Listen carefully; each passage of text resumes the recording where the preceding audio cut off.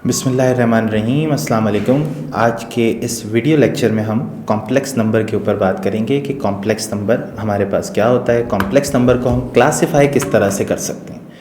तो एक बहुत ही इम्पॉर्टेंट टॉपिक है हर तरह के पर्सपेक्टिव के हवाले से, हमारे बोर्ड्स के हवाले से, हमारे बाकी अदर जो भी हमारे पास जो बोर्ड्स हैं उनमें ये टॉपिक जो है वो बहुत ही इम्पॉर्टेंट भी होता है और ये एग्ज़ाम में भी अक्सर पूछा जाता है। तो सबसे पहले तो हम बात करेंगे कि कॉम्प्लेक्स नंबर को हम क्लासिफाई किस तरीके से कर सकते हैं। तो कॉम्प्लेक्स नंबर जो होता है वो हमारे पास बेसिकली दो पार्ट्स में डिवाइड होता है।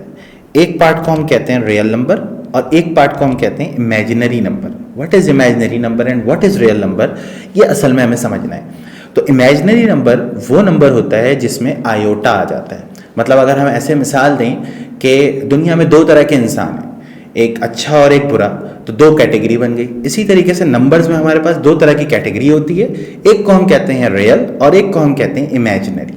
तो इमेजिनरी का मतलब बेसिकली क्या होता है कि अगर अंडर रूट में हमारे पास x है और वो x जो है वो जीरो से छोटा है, जीरो से छोटे तमाम नंबर्स जो कि नेगेटिव होते हैं, तो इसका मतलब अंडर रूट में -1 ये कहलाता है आयोटा।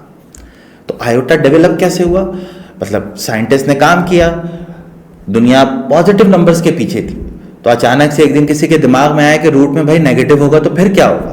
तो फिर इसके बारे में सोचा गया तो पता चला भाई रूट में जब नेगेटिव आएगा तो हम उसको किससे हटाएंगे, हम उसको हटाएंगे आयोटा से।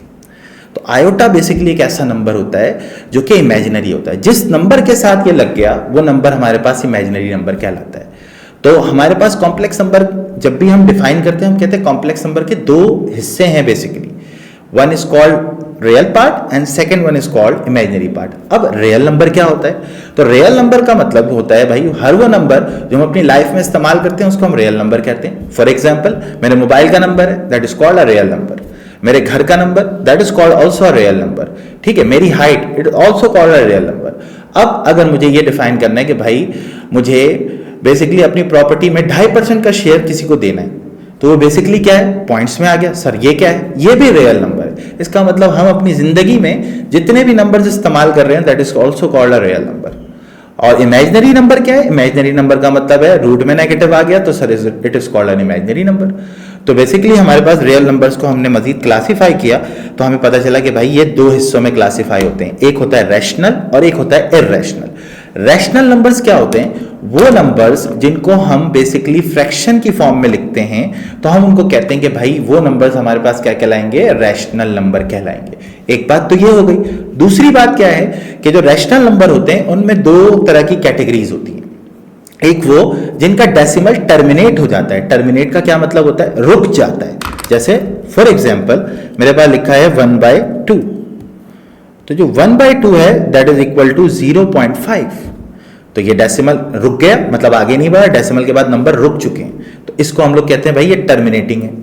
सही है। और कुछ इस तरीके से होते हैं, हमारे पास 1/3 है तो ये 0.333, ये चलता जा रहा है चलता जा रहा है, इसका मतलब क्या हुआ कि ये टर्मिनेट नहीं होगा। लेकिन इसके अंदर एक सीक्वेंस है कि 3 के बाद 3, 3 के बाद 3, 3 के बाद 3, इसका मतलब ये हुआ कि ये टर्मिनेट तो नहीं हो रहा लेकिन अपने आप को रिपीट कर रहा है एक ऑर्डर के साथ, तो that is called rational numbers.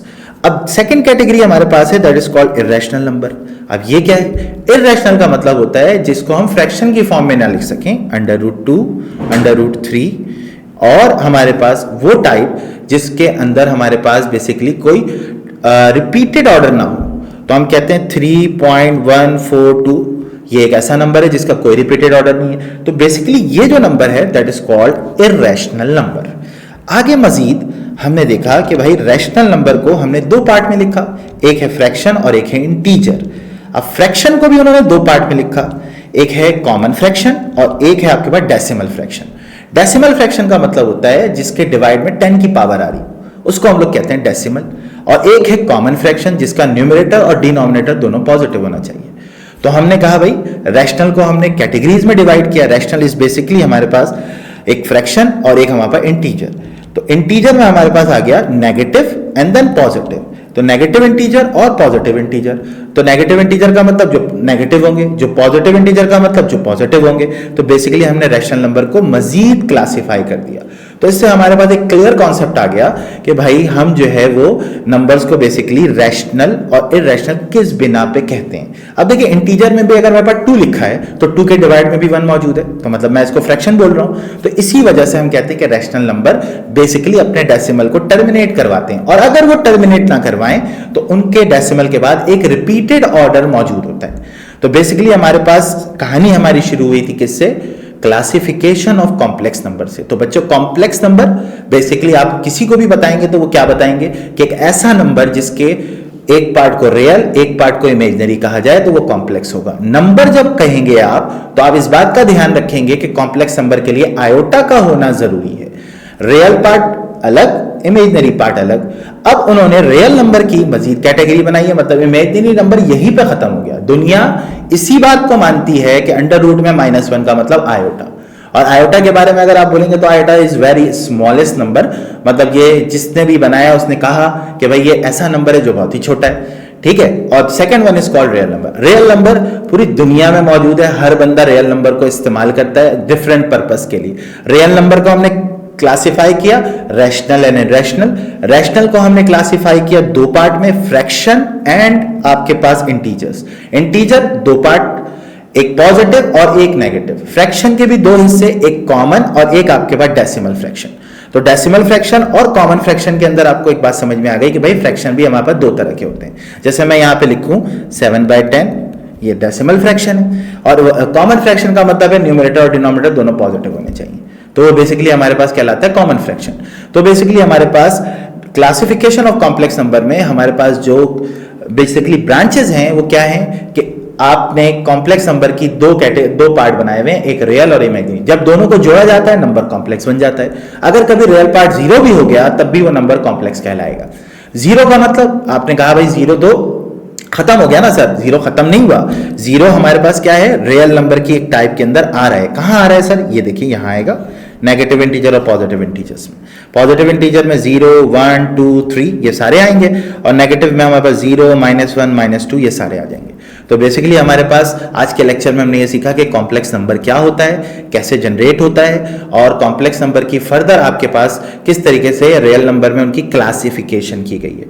तो बच्चों उम्मीद है आज का लेक्चर आपको समझ में आया होगा, और ये सारी वो चीज़ें हैं जो आपको बेसिकली छाजाओ के प्लेटफॉर्म पे हम आपको प्रोवाइड कर रहे हैं। ऐसी एक एजुकेशन प्लेटफॉर्म जिसके अंदर हम आपको बेसिकली आपके सिलेबस के हवाले से, आपकी चीज़ों के हवाले से प्रॉपर तौर पर आपको क्या करेंगे, यहाँ पे फैसिलिटेट करेंगे। Thank you. हाँ भाई, वीडियो देख ली, नोट्स बना लिए। अब इस टॉपिक और बाकी टॉपिक्स, पास्ट पेपर्स, इन सब चीजों के एमसीक्यूज के लिए फौरन छाजाओ ऐप डाउनलोड करो। जल्दी करो और छा जाओ।